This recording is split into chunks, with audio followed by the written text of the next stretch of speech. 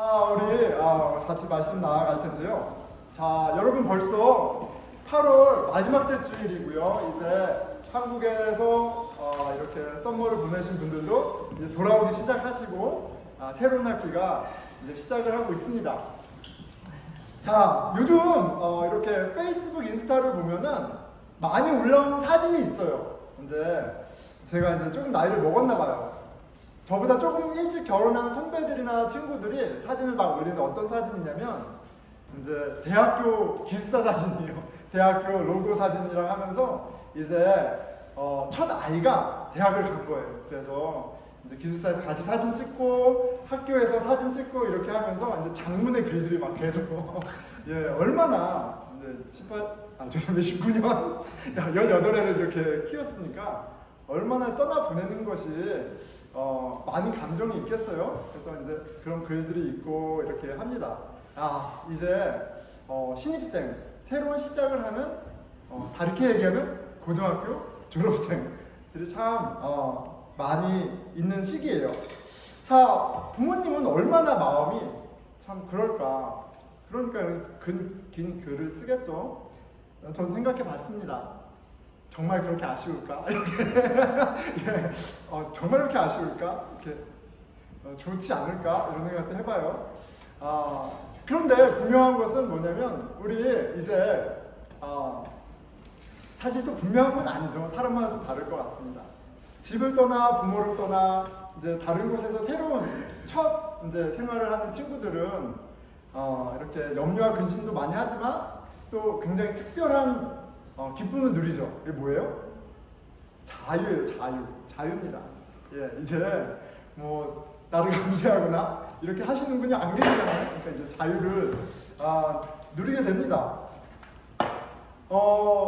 제 1학년 때를 생각을 해봤어요. 대학교 1학년 때 정말 제 대학교 1학년을 한 단어로 얘기하자면 자유 그 자체였어요. 저는 정말 제가 하고 싶은 거를 진짜 마음껏 하면서 1년을 보냈습니다. 정말 그 자유 가운데 너무너무 즐겁게 1년을 보냈습니다.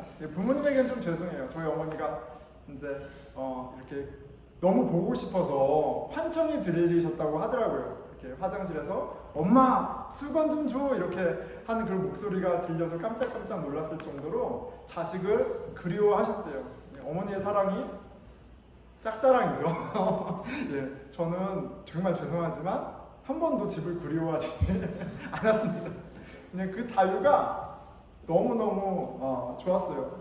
자, 고등학교 졸업하면 이제 새로운 세상, 자유입니다. 기억하세요? 자유예요. 그런데 여러분, 고등학교 졸업하면 정말 집을 떠나면, 부모를 떠나면 정말 자유인가요? 예. 이제 학교에 속하게 되고 또 학교에서 요구하는 것에 부합하기 위해서 애써서 또 학교를 다닙니다. 대학을 졸업하면 이제 또 직장을 다녀야 되죠. 그럼 직장에 매여서 또 직장이 원하는 것을 하면서 살아갑니다. 여자친구, 남자친구, 또 가족을 이루고 아이를 낳고 항상 무엇인가는 매여 살아가는 것이 인생이에요. 내가 원하는 것을 마음대로 즐겁게 하고 싶지만 그렇게 자유롭고 싶지만 인생은 그렇지 않습니다. 자유롭지 못하죠. 비단 어디에 속해 있기 때문만이 아니라 그렇죠? 우리는 항상 사람 관계 가운데 둘러싸여 있어서 사람의 눈으로부터 자유롭지 못하죠.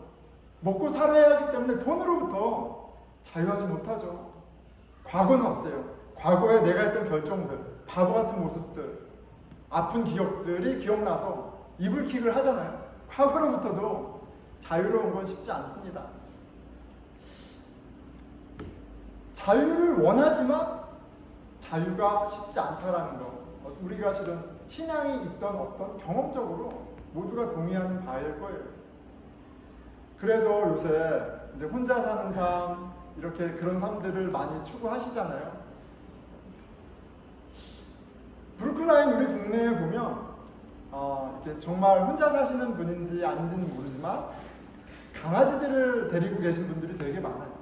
예, 굉장히 여유 있어 보이고 막 이렇게 보이지만 한편으로는 강아지 뒤를 열심히 따라다니시는 분들을 보면 그분들 또한 자유로워 보이지는 않습니다. 자, 아무도 세상으로부터 자유롭지 못해요.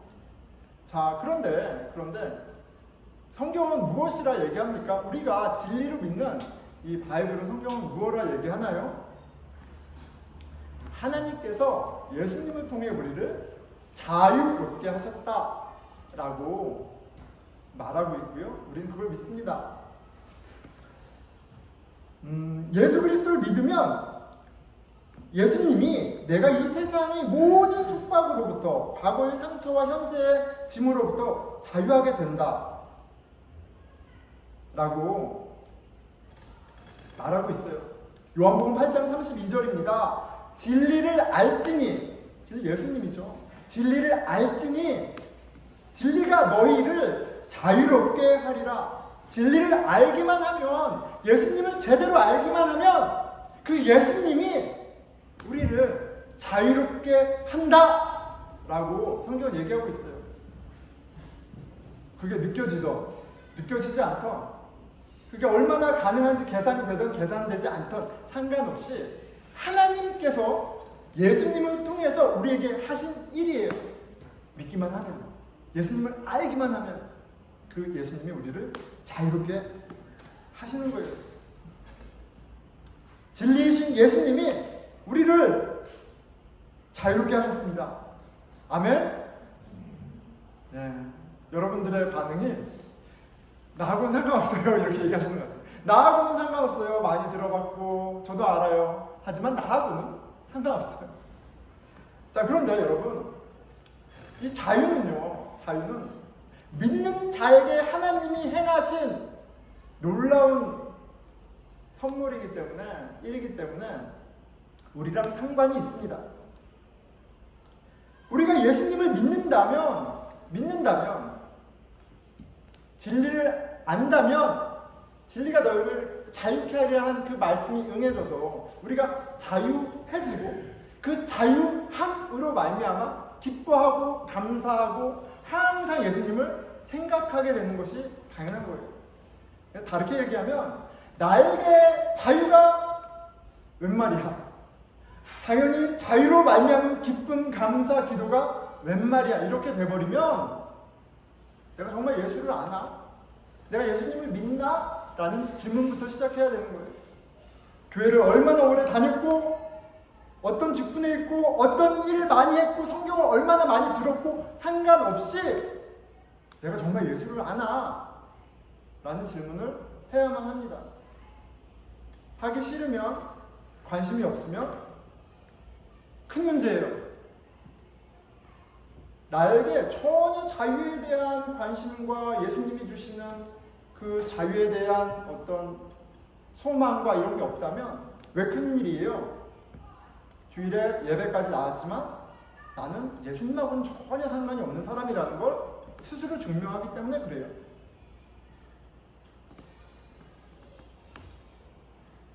자, 오늘 말씀을 통해서 하나님께서 예수님을 이 땅에 보내셔서 우리에게 행하신 놀라운 일을 다시 한번 주목하는 시간을 가질 겁니다. 그 놀라운 소식, 복음, 갇힌 자, 억눌린 자를 자유케 하신, 눈먼 자를 눈뜨게 하신 그 주빌리가 오늘 저와 여러분 마음 가운데 응하여지는 복이 있기를 축원합니다. 아멘. 자, 우리가 계속 레위기를 보면서 이상한 사람들 시리즈를 했습니다. 그래서 지난주에는 이상한 사람들, 희년이 시작되다, 희년이 시작된 것을 경험한 사람들 좀 살펴봤어요. 하나님이 예수님을 보내셔서 희년을 시작하셨어요. 그리고 이제 그 예수님을 믿는 사람들은 참 이상한 사람들인데, 왜 이상한 사람들이에요? 희년을 이제 살고 있기 때문에 이상한 사람들이에요. 오늘 주제는 이상한 사람들, 희년을 산다 라는 주제로 말씀을 보겠습니다. 희년은 하나님이 이스라엘 백성들에게 명령하신 법입니다. 레위기 25장 10절입니다. 너희는 50년째 해를 거룩하게 하여 그 땅에 있는 모든 주민을 위하여 자유를 공포하라. 희년은 한마디로 자유의 날이에요. 희년은 한마디로 자유의 날이라고요. 그리고 누구에게 특별히 좋은 날이에요? 자유가 없는 자들에게 너무너무 기쁜 날이에요. 나팔 소리와 함께 희년이 선포되는 건 정말 좋은 소식이에요. 자유가 없는 자들에게. 하나님이 가나안 땅에 지파별로, 가문별로, 가족별로 땅을 주셨어요. 그런데 어떤 상황에서든 땅을 팔아야 하는 일이 있었어요. 땅을 잃는 일이 있었고, 다 자유인이에요. 그런데 어쩔 수 없이 자기 자유를 팔아서 누군가의 노예의 삶을 살아야 하는, 종의 삶을 살아야 하는 그런 안타까운 일이 있었던 거예요. 그런데 이날에는 희년이 선포되면 잃었던 땅을 돌려받아요. 내가 지고 있던 빚들이 다 탕감돼요. 나는 이제 노예에서, 종에서 자유인으로 스테이러스를 회복하게 됩니다. 레위기의 희년은 자유인데 구체적으로 두 가지 면에서 자유예요. 신분의 자유고요, 경제적 자유입니다. 하지만 성경 어디에도 이 희년이 제대로 지켜졌다라는 증거는 없어요. 하나님이 가난한 자들을 위해서, 약한 자들을 위해서, 핍박받는 자들을 위해서 이렇게 정의로운, 공의로운, 너무나 놀라운 법을 정하셨음에도 불구하고 그들의 백성이 이 법을 지켰다라는 기록은 없습니다.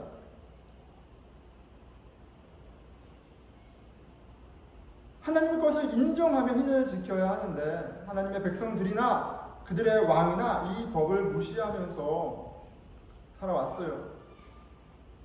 자, 하나님이 왕이신데 그 왕이 준 법을 어긴다면 어떠한 대가가 있어야 되는 거예요. 심판이 있어야 하는 거죠.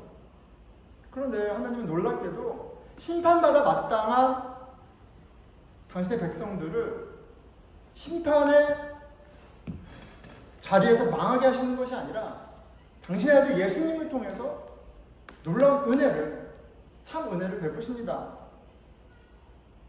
당신의 아들 예수님을 이 땅에 보내셔서 희년을 시작하세요. 이것이 누가복음 4장 18절 말씀입니다.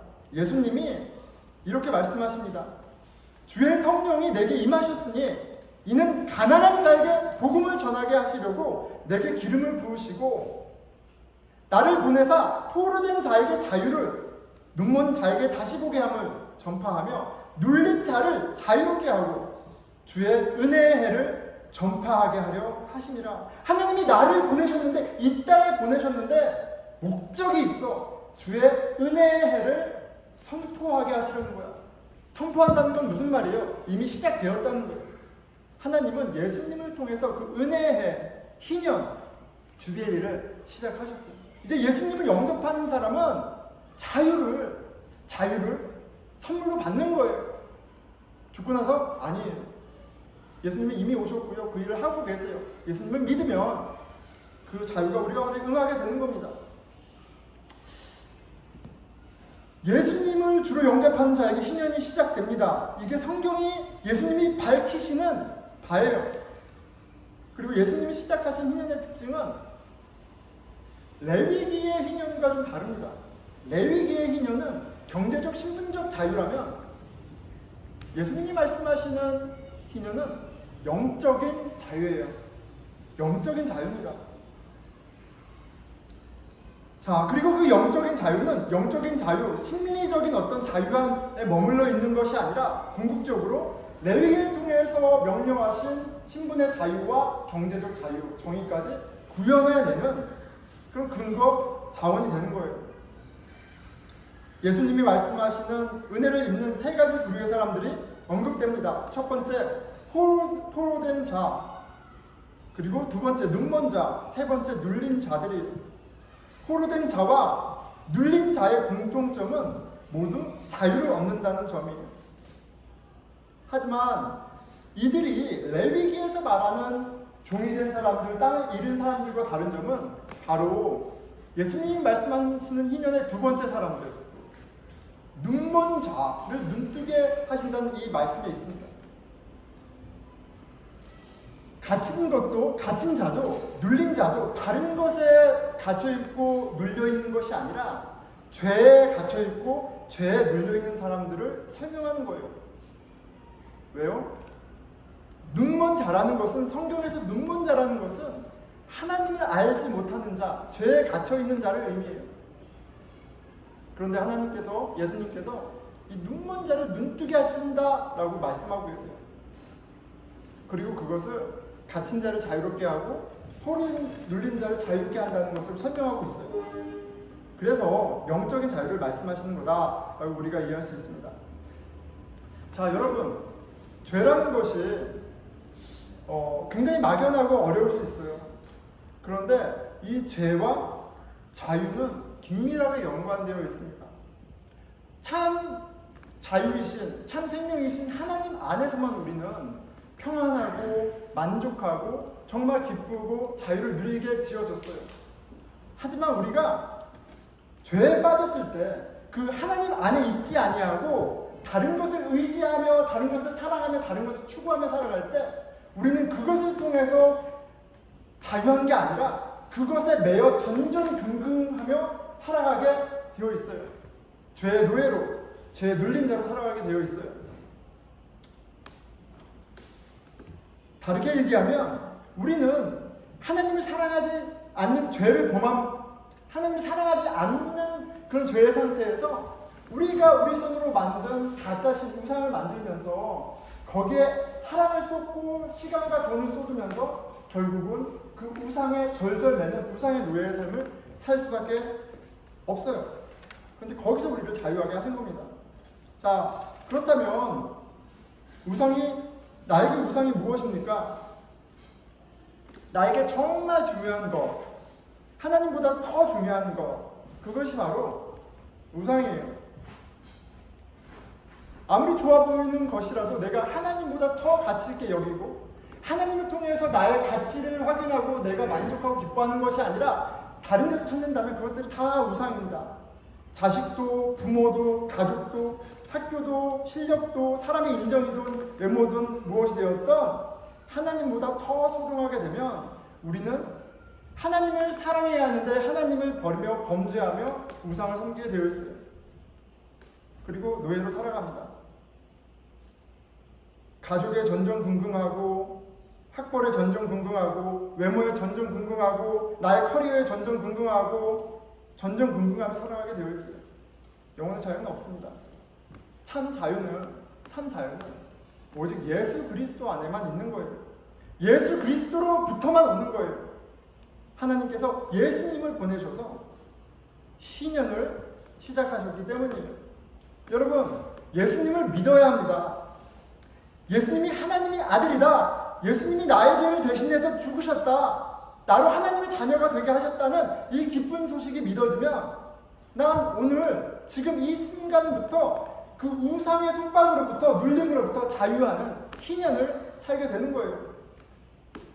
그리고 복음은 영적인 자유로 시작해서 신분의 자유와 경제적 자유라는 레위기의 율법을 완성하게 되어 있습니다.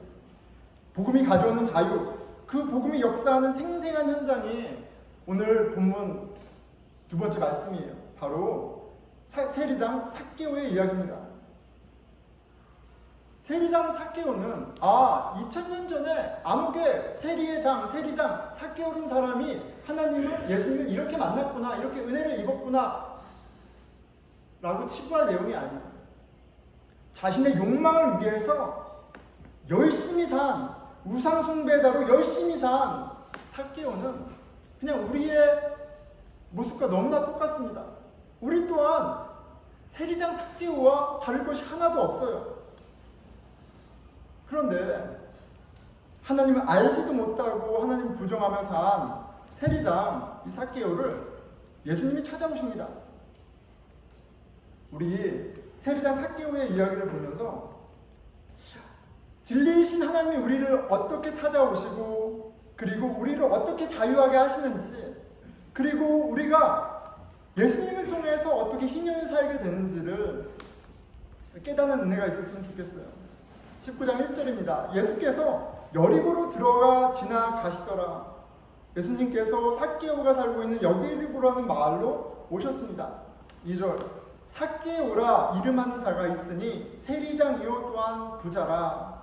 자, 여기에서 삭개오가 어떤 사람인지 가르쳐주는 두 가지 팩트가 있습니다. 그리고 이어지는 구절에 세 번째 팩트가 있어요. 자, 첫 번째 팩트는 삭개오는 세리장이었어요. 텍스 컬렉터 중에서도 대장이었습니다. 자, 당시 세리는 죄인들의 대명사였어요. 그러니까 죄인 하면 세리고 세리 하면 죄인이었어요. 죄인을 얘기할 때 그냥 세리와 같다. 야, 너 왜 이렇게 세리와 같아? 하면 죄인이라는 말이에요. 더럽다는 얘기예요. 심판받을 사람이란 얘기예요. 그런데 그 세리들 중에서 삭개오가 누구예요? 대장이에요. 자, 세리는 원수 로마 제국 황제의 종으로 같은 동포로부터 세금을 거뒀습니다. 하나님 나라를 적대하던 가장 프론트라인에 있던 사람이에요. 두 번째 삭개오에 대한 팩트는 그가 rich, 부자였다는 거예요.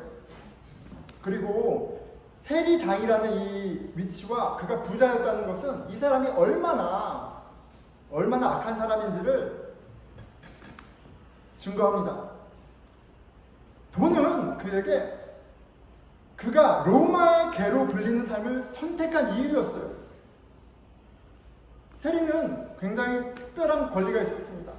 로마 제국이 부여한 텍스보다도 그거 외에 세리가 자기 마음대로 세리를 더 부과해서 뺏을 수가 있었어요. 그런데 이 사람이 세리장이에요. 그런데 이 사람은 부자까지 됐어요.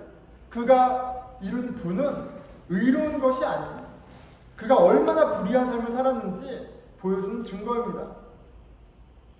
삭개오는 명백하게 돈을 사랑했던 사람이에요. 명백하게 돈을 사랑했으니까 같은 민족들이 손가락질하고 저주하는 세리가 되고 그걸로 머무르지 않고 세리장까지 가고 그가 원하는 부를 이루었어요. 그에게 돈은 우상이고요. 그는 돈의 노예였습니다. 그의 모든 것이었어요. 그러니까 하나님도 같은 이웃도 민족도 다 상관없는 겁니다. 자, 그런데 이 삭개오에 관한 세 번째 팩트가 있어요. 그가 키가 작았습니다. 3절 그가 예수께서 어떠한 사람인가 하여 보고자 하되 키가 작고 사람이 많아 할 수 없어서 그냥 삭개오라는 사람 세리장 부자 그런데 키가 작았네? 아이고 키가 작았네? 이 정도 어떤 피지컬한 캐릭터를 얘기한다고 보지 마시고 이 삭개오가 키가 작기 때문에 갖고 있는 한계를 좀 주목해 봤으면 좋겠어요. 그가 키가 작았어요. 그래서 무엇을 할 수 없었어요? He could not see. 그가 볼 수 없었어요. 군중에 가려서 그가 He could not see Jesus Christ. 예수님을 볼 수가 없었어요. 예수님 누구를 위해서 오셨어요? 눈먼 자, 볼 수 없는 자를 보게 하시려고 오셨어요. 죄인을 위해 오셨어요. 우상 숭배자를 위해 오셨어요. 삭개오를 위해 오셨어요. 그는 볼 수 없었어요. 키가 작았으니까. 피지컬한 리밋이에요. 근데 그가 과감한 시도를 합니다. 볼 수 없었으니까 당연히 뽕남에 올라갔지 이렇게 치부할 것이 아니에요. 세리장이면 나름 그 타운의 권세가예요. 그런데 당시 그 시대에 어른이 나무에 올라간다? 이건 상상할 수 없는 일입니다. 굉장히 부끄러운 일이고 수치스러운 일이고 조롱받을 일이에요. 그런데 삭개오가 이날 예수가 왔다는 소식에 그가 볼 수 없음을 극복하고자 나무로 올라가는 선택을 해요. 대단한 선택이에요. 아니 도대체 얼마나 예수를 보기 원했으면 세리장 부자인 삭개오가 나무에 올라갔을까까지 우리가 좀 생각해 봐야 돼요. 왜요? 여러분, 희년은 누구에게 기쁜 날이에요? 자유를 빼앗긴 자, 가난한 자에게 기쁜 날이에요. 그런데 누구에게 안 좋은 날이에요? 부자에게 안 좋은 날이에요. 부자에게. 희년은 부자가 가진 걸 빼앗기는 날이에요. 희년은 하나님을 대적하는 자들이 심판받는 날이에요. 희년은 부자에게 좋은 날이 아니라고요. 근데 예수님이 지금 뭐 하는 분이에요? 희년을 선포하는 분이잖아요. 희년이 시작됐다. 하나님의 나라가 시작됐다. 하나님의 정의가 이루어지고 있다. 그러면 삭개오 같은 사람은 예수의 소식이 좋은 소식일 수가 없어요. 내가 가진 것을 잃어야 될지도 모르는 상황인데 하나님 나라 오면 내가 척박다로 심판받는데 그 하나님 나라 얘기하고 희년을 얘기하는데 희년을 얘기하는 예수를 보기 위해 나무에 올라간다? 굉장히 큰 퀘스천 마크가 있는 겁니다. 근데 왜 그랬을까? 나름 스테러스도 있고 잘 먹고 잘 사는데 부자인데 좀 욕 좀 먹지만 좀 욕 보고 사는 게 어때? 나 여기 부자고 내가 하고 싶은 거 다 하고 사는데. 그런데 삭개오는 It's okay가 아니었던 것 같아요. 그에게는 예수님을 좀 봐야 하는 그만의 이유가 있었던 것 같아요. 예수님은 너무 희한한 메시아예요. 이제 죄인들은 다 심판받아. 하나님 나라 오면 너희들은 다 죽었어. 부자들은 너희들은 척받다야 라고 얘기하지 않고 너무나 희한한 구원자예요. 나는 죄인을 위해서 왔어. 나는 죄 가운데 쓰러져 있는 자들을 위해 왔어. 나는 의하고는 의로움과는 전혀 상관없는 악한 자들을 위해 왔어. 나는 죄의 종이 되어서 죄에 눌려서 그 억압 가운데 신음하는 죄인을 위해서 왔어. 우상에 눌려서 찍소리 못하는 죄인을 위해서 왔어 라는 복음을 전하셨어요. 세리장 삭개오에게 그 복음이 들렸을 겁니다. 도대체 누가 이렇게 이상한 희년을 하나님의 나라를 얘기하지? 왜요? 그도 하나님의 자녀였어요. 그도 유대인이에요. 이스라엘 사람이에요. 그도 아브라함의 자손이라고요. 그도 하나님이 얼마나 좋은 분인지 어려서 듣고 자랐다고요. 그런데 현실이 하나님은 안 보이고 돈은 중요하고 먹고는 살아야겠고 그래서 갈팡질팡하면서 살다 보니까 여기까지 온 인생이라고요. 그런데 이렇게 불의한 나를, 악한 나를 내치고 심판하는 게 아니라 이런 나를 위해 오셨어? 도대체 누구야? 라는 마음이 있었던 것 같아요. 자, 그는 올라갔습니다. 앞으로 달려가서 보기 위하여 돌 무화과 나무에 올라갔어요. 여러분, 이것도 되게, 이 무화과 나무는요, 유대인들이 하나님의 말씀을 묵상하는 자리예요. 이게 굉장히 상징적인 의미가 있습니다. 그의 삶이 죄로 더럽혀져 있고 악하고 우상 숭배자인데 하나님하고 전혀 상관없는 심판받아 마땅한 자인데 그가 지금 하나님을 만나는 자리로 나아갔어요. 왜냐하면 복음을 들었기 때문에. 그리고 그 무화과에 올라가 있는 삭개오를 보고 예수께서 이렇게 얘기하시죠. 쳐다보시고 이르되 삭개오야 속히 내려오라. 내가 오늘 내 집에 유하여야 하겠다 하시니 예수님이 삭개오를 전에 만난 적이 없잖아요. 그런데 삭개오를 보시고 삭개오의 이름을 부르세요. 삭개오야 내가 너 알아. 삭개오야 내가 너가 어떤 상황 가운데 있는지 알아. 내가 어떤 죄인인지 우상 숭배자인지 알아. 내가 너의 죄 가운데 어떻게 눌려있는지 알아. 내가 죄 가운데 어떻게 살아가는지 다 알아. 삭개오야 그런데 내가 오늘 너의 집에 유해야겠다라고 해야지. 여러분, 집에 유한다는 건 한 가족이라는 의미예요. 내가 너의 가족이 되겠다라고 얘기하십니다. 삭개오가 회개하는 것 없어요. 삭개오가 지금 하나님 뜻에 순종해서 무엇을 한 게 없어요. 근데 예수님은 삭개오를 지명하시고요. 삭개오의 집에 머물겠다고 얘기하십니다. 삭개오는 전율했을 겁니다. 삭개오는 진짜 그날 전기에 감전되는 그런 경험을 했을 거예요. 그러니까 6절과 같은 모습이 반응이 나오는 겁니다. 급히 내려와 즐거워하며 영접하거늘 그리고 그가 그의 재산 반을 가난한 자들에게 나눠주기로 약속하고 그가 불의하게 얻은 것에 대해서는 4배로 갚기로 예수님에게 약속합니다. 희년이 이루어져요. 희년이 이루어집니다. 그리고 예수님은 확인해 주세요. 오늘 이 집에 구원이 이루어졌다. 다르게 얘기하면 희년이 시작됐다. 이 또한 아브라함의 자손이다. 삭개오도 하나님의 아들이다라고 확인해 주십니다. 여러분, 예수님을 만난다는 건요, 내 영혼이 새로운 정말 놀라운 경험을 하는 거예요. 이거 어떻게 설명해야 될지 모르겠어요. 너는 내 사랑하는 아들이다, 내 사랑하는 딸이다 라는 그 주의 음성을 듣는 거는 나를 뒤집어 놓는 일입니다. 세상에서 주지 못했던 기쁨과 감사가 나를 채우는 일이에요. 여러분, 어떻게 아낌없이 주고 아낌없이 사랑합니까 우리가? 그거 못하는 일이에요. 그런데 아낌없이 주고 아낌없이 사랑하는 아버지 하나님이 내 하나님이라는 게 응하질 때 가능한 거예요. 나를 위한 희년이 될 때 가능한 거라고. 근데 삭개오가 그 은혜를 경험하고 있는 겁니다. 사람들이 헷갈려요. 세리하면 죄인이고 얘는 세리장이면 죄인 중에 괴수고 얘는 심판받아야 되는데 지금 이게 What's going on? 이렇게 되는 거예요. 얘들아, 헷갈리지 마. 10절에 얘기해 주시죠. 내가 온 것은, 인자가 온 것은 잃어버린 자를 찾아 구원하려 함이니라 라고 얘기했어요. 나는 죄인을 위해 왔어. 나는 세리장, 아니라 세리장의 할아버지, 죄인을 위해서 온 거야. 죄에 매여 있고 죄에 눌려 있는 너희들을 눈뜨게 해서 하나님의 선하심을 보고 너희 삶 가운데 기쁨과 감사와 의로움으로 충만케 해서 레위기의 희년을 완성하기 위해 왔다라고 얘기하시는 거예요. 예수님의 희년은 율법의 완성입니다. 억지로가 아니라 기쁨으로 자유롭게 사랑하고 나를 사랑하는 진짜 하나님이 원하시는 거룩한 삶을 가능하게 하세요. 자, 여러분, 우리가 삭개오와 같은 죄인이다, 우상 숭배자다, 하나님을 사랑하지 않는다, 하나님을 들었긴 했지만 귀등으로 듣고 내 멋대로 살아간다,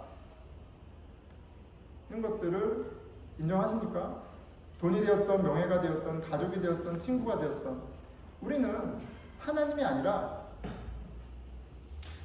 생명 없는, 결국 나를 비참하게 하는 그 우상을 위해 살아갑니다. 그런데 이런 죄인을 예수님 찾아오셨고요. 그리고 오늘 이 예수님 앞에 기억하십시오. 딱 두 가지 종류의 삭개오가 있는 거예요.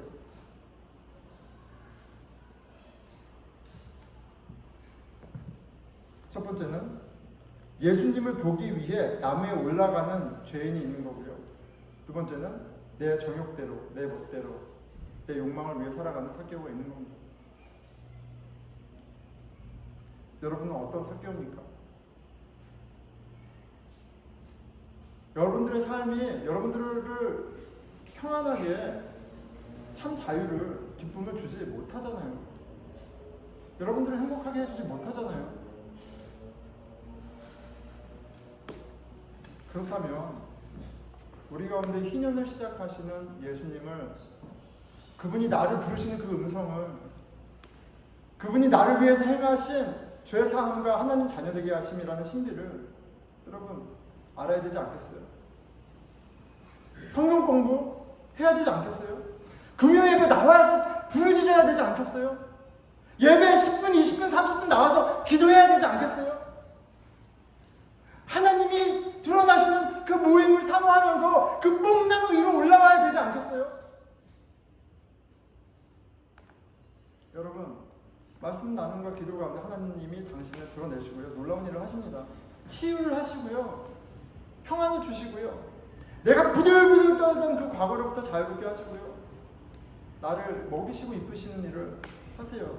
제발 우상에 전전긍긍하지 마시고 뽕나무 위로 올라오는 은혜의 자리로 나아오는 저와 여러분 되기를 축원합니다. 말씀 맺겠습니다.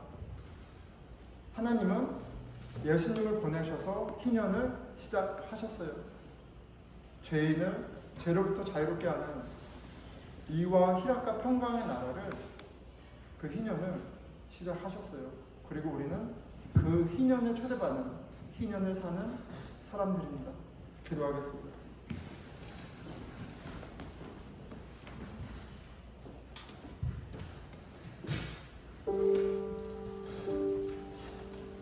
우리 신앙생활이 얼마나 놀랍습니까? 얼마나 소중합니까? 세상이 줄 수 없는 자유를 주시잖아요. 나를 사랑하는 우리 부모도 주지 못했던 만족과 기쁨과 감사를 주잖아요. 우리 자녀에게 무엇을 줘야겠습니까? 당연히 예수님이죠. 우리가 무엇을 위해 모였습니까? 당연히 우리에게 가장 좋은 선물을 주신 예수님이죠. 주님, 예수님 알기 원합니다. 예수님이 우리 가운데 시작하신 그 희년을 보기 원합니다. 나의 뽕나무로 내가 올라가겠습니다. 당신의 음성을 듣게 해주십시오. 하나님의 아들 예수 그리스도를 보게 해주십시오. 기도하겠습니다. 예, 하나님 아버지, 나의 주, 나의 구원자 되신 예수님을 아버지를 간절히 소원합니다. 당신은 많이 줄 수 있는 참 평강과 참 만족과 정의를 사모합니다. 아버지, 그 하나님의 나라를 사모합니다. 주님 보여주십시오. 주님 알게 해주십시오. 주님이 누리게 계시는 자유를 구하게 해주십시오.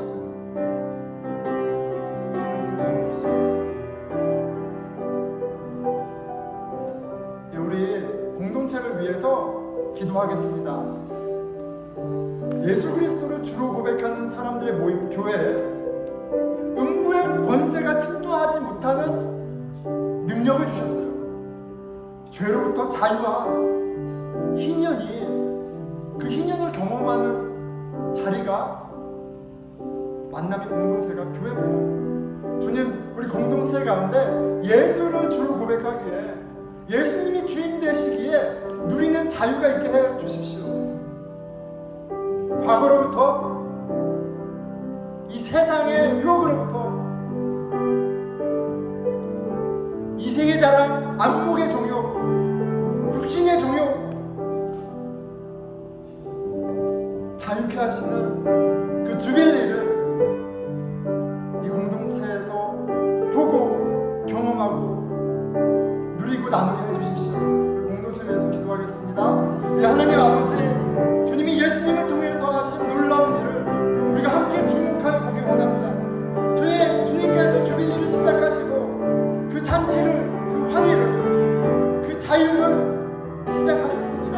주님 보여주십시오. 아버지, 주님 경험하게 해주십시오. 그 복음이 내 삶을 일으켜 세우고 앞으로 나아가게 하는 놀라운 역사를 보게 해주십시오. 네, 우리 다 함께 일어나셔서